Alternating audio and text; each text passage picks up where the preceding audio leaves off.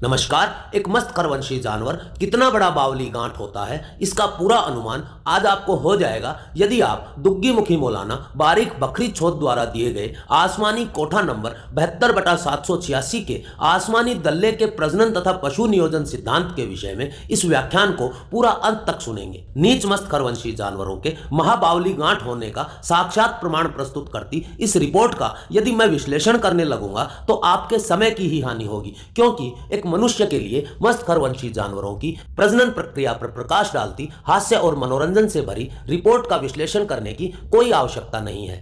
हां, अगर उठाई गिरे मस्त खरवंशी समाज का कोई मस्त खरवंशी जानवर किसी मानव का फोन चोरी करके इस वीडियो को देख रहा है तो उसके लिए मौलाना बारीक बकरी चौथ का यह व्याख्यान एक दिव्य आसमानी ज्ञान का स्रोत सिद्ध हो सकता है।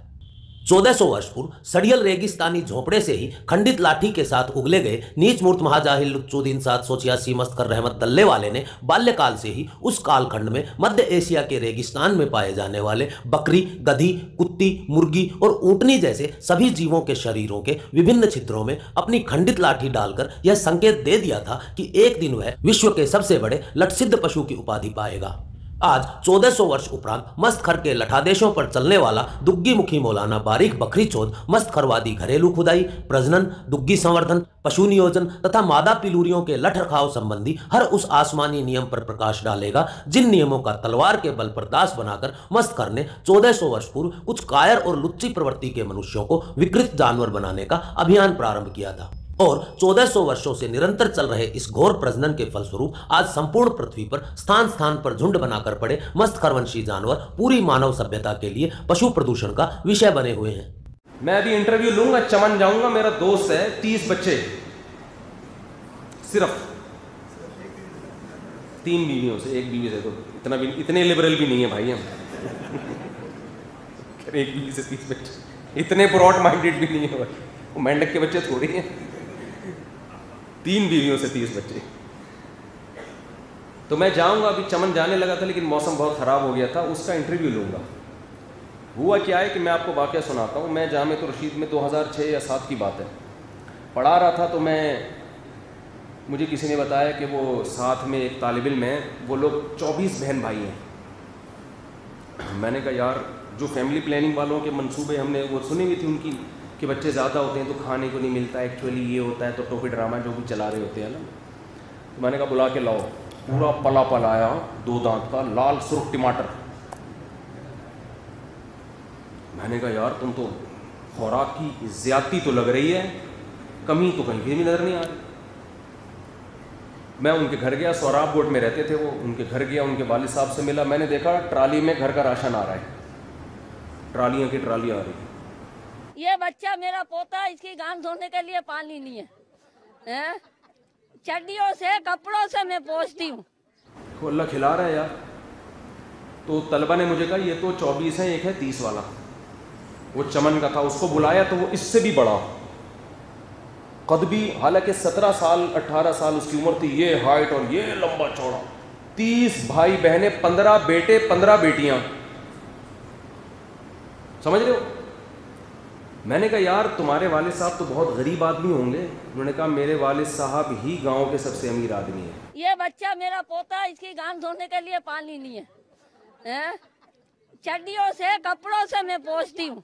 वजीर आला से मेरी दरखास्त है, एक धोती भेज दो, हमारे बच्चों की गांडें साफ कर दो। अच्छा, मैंने कहा इसी वजह से इतनी शादियां की और बच्चे पैदा किए। ना ना ना, कह रहे हैं हम गरीब थे जब शादियां की हैं, बच्चे जवान होते चले गए, पैसा आना शुरू हो। 30 बच्चे इकट्ठे नहीं पैदा हो जाते। अगर 30 इकट्ठे हो जाए ना फिर तो मसला है कि इकट्ठों को अब कहाँ से खिलाएं। जब 30वां पैदा होता है तो पहला नंबर वाला वो जवान होके बड़ा होकर बाप के बाजू बन चुका होता है। वो 10-15 बाप के बाजू बन चुके हैं। तो उसने कहा कि मेरे अब्बा की छोटी सी खोखा था, दुकान थी, अब्बा की शादी हुई। वो तो नस्ल रोकना जानते नहीं है वहाँ के लोग, शुक्र है वो फैमिली प्लानिंग के मंसूबों से डसे हुए लोग नहीं हैं। खुशहाल घराना वही होता है जिसमें अफराद हों। हर बच्चा अलग खूबसूरती लेके आता है, हर बच्चे की बातें अलग। हम तो अल्लाह का शुक्र है अपने बच्चों को देखते हैं, हम कहते हैं यार इनमें कौन सा वाला ऐसा है जिसके बारे में ये है कि ये नहीं पैदा होता तो अच्छा था। सारे ही अच्छे लग रहे हैं यार, सारे ही पैदा होके कितने अच्छे लग रहे होते हैं, प्यार आता है। अगर ये गलत था पैदा होना तो कितना प्यार क्यों कर रहे हो? बोले यार ये क्या हो गया, व्हाट इज दिस,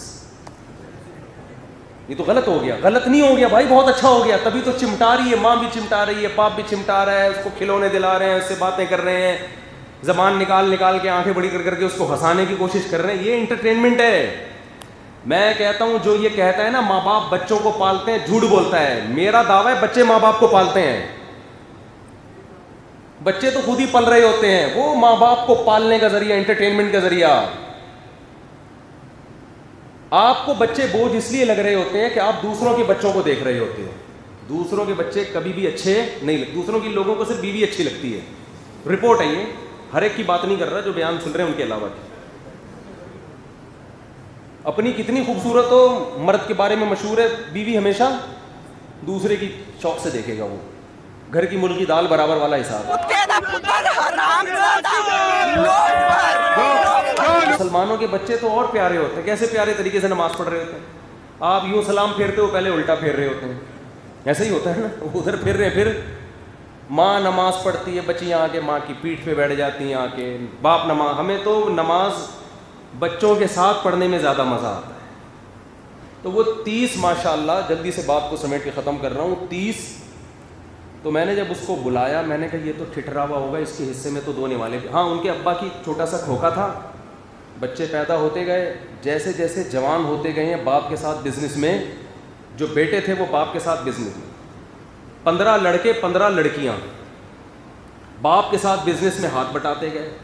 इतना बिजनेस फैला है कि 30वां बच्चा आने से पहले पहले करोड़पति हो चुके हैं। सर में दर्द हो गया है, ये देखो मेरी हालत कमजोर हो गई। मैं अब बताओ मैं क्या करूं, कैसे इस मुल्क में रहे। आपके पास अगर बच्चों को पढ़ाने के पैसे नहीं है तो ना पढ़ाओ यार, टमाटर बिकवाओ उनसे, रेडी लगवाओ, कोई मसला नहीं है। ये रेडी वाले भी जहन्नम में नहीं जाएंगे। क्यों अपने दिमाग में सारे डॉक्टर बने, सारे इंजीनियर बने? कुछ नहीं होता। रेडी लगाएगा, रक्षा चलाएगा, कोई टेंशन की बात नहीं है। ये तो हमें ये लिबरल लोगों ने हमारे दिमाग में खन्नास भर दिया है कि सारे यहीं तक पहुंचेंगे। ज़रूरी नहीं है। कह रहे मेरे अब्बा पगड़ी बांध के घर में बैठते हैं और दस्तरखान लगता है लंबा, 15 बेटे और 15 बोलो बेटियाँ। मज़ा है या नहीं है? मज़ा है या नहीं है? मज़ा है या नहीं है? इज्जत है। फिर पोते नवासे अलग। ये 2 बच्चों में तो मेरा तो दिल चाहता है इन 2 बच्चों को भी ईदी सेंटर में जमा करा दो। इस तकल्लुफ़ की ज़रूरत क्या थी आपको? तवक्कुल करो अल्लाह पे, अल्लाह रिस्क के दरवाजे खोलेगा। यहूदियों की तरह कैलकुलेटर लेके कैलकुलेशन नहीं करते रहा करो। एक बच्चा आ गया तो इतना खर्चा है, तो फिर दूसरा आएगा तो डबल करके देखो, ज़रब 2 से ज़रब देके, इसको 10 से मुफ्ती साहब के साथ 30 से ज़रब दिया तो बेहोश हो गए, 30 से 2 मर गए। ये क्या कर दिया मुफ्ती साहब, मरवा दिया। और फिर फर्ज कर लो बिगड़ते हैं तो स्पेयर में 2-3 बिगड़ने के लिए रखो। बेटियां भी दिल बहलाती हैं बाप का, बेटियां भी दिल बहलाती हैं बाप का। और कह रहे हैं हमारे यहाँ तो रिश्ते भी ज़्यादा आते हैं बेटियों के, क्योंकि सबको पता है कि यार इनके अब्बा ने 3 किए हैं या 4 किए हैं तो हमें भी दूसरी पर पाबंदी नहीं होगी। इस बेस पे रिश्ते भी ज़्यादा आते हैं बेटियों के। समझता नहीं है ना बात को, जब पढ़ेगा नहीं रात को तो समझेगा कैसे बात। तो थोड़ा कुशादा जहन करो अपना। ये हर वक्त इतनी बटवा निकाल के गिनते रहना, इतने पैसे हो गए, बेगम को ये खिला दिया, ये हो जाएंगे। ये यहूदियों वाली सोच है, मर जाओगे इसी टेंशन में। अब खुशहाल घराना हो, ख़ानदानी है, बेगमात भी भले फड्डा कर रही हो, 4 बीवियाँ फड्डे के साथ भी उस एक से अच्छी है जो मोहब्बत के साथ रहे आपसे। तो 4 फड्डा करने वाली बीवियाँ 1 फड्डा लेस बीवी से बेहतर है। ये बहन चो सारे मिलके हमको पागल बना रहे हैं, मादर चौथ के बच्चे इतने गांड फटी के ये बड़वे। ये ख़वातीन बहुत गुस्सा करती हैं ऐसी बातों से। कोई बात नहीं, फड्डे तो चलते हैं यार, गोश्त खाओगे तो लड़ाई सोखनों के झगड़े भी होते हैं। नबी के घर में क्या हुआ, ऐसा मामला हुआ कि आप 1 महीने के लिए घर से चले गए। हमारे इतनी नौयत के नहीं होते कि हम 1 महीने के लिए मार्केट से छाड़ो। नबी तो एक दफ़ा परेशान हुए और आपने कसम उठाई 1 महीने तक घर नहीं आऊँगा मैं। यानी घर से तशरीफ़ ले गए। तो उनके दौर में भी था ये। ये कोई रंडी खा रहा है, ये कोई रंडी खा रहा है। मौलाना बारिक बकरी छोद जैसे मौलाना ही आज के मस्त खरवंश का वो गौरव हैं जिनके लड़चिन्हों पर चलते हुए आज मस्त खरवंश ने अनियंत्रित खुदाई करके इतने मस्त खरवंशी जानवर पैदा कर दिए हैं कि आने वाले समय में रासायनिक खाद का प्रयोग बंद कर मानवों को खेतों के मृदा संवर्धन हेतु मस्त खरवंशी जानवरों को अपने खेतों में दबाना आवश्यक हो जाएगा। अगर इस बढ़ते हुए पशु प्रदूषण का कोई अन्य समाधान आपको दृष्टिगोचर होता है तो आप भी अपने विचार तथ्यों के साथ संदेश पेटी में अवश्य प्रेषित करें। मस्त खरवंश संबंधी इसी प्रकार की जाहिरता से परिपूर्ण किंतु मनोरंजक, रोचक तथा ज्ञानवर्धक सूचनाओं हेतु आप अपने दोनों चैनल पाक डिटॉक तथा टोपी डिटॉक से जुड़े रहें। इस वीडियो के लिए इतना ही, मिलते हैं अगले वीडियो में, तब तक के लिए सबको राम राम।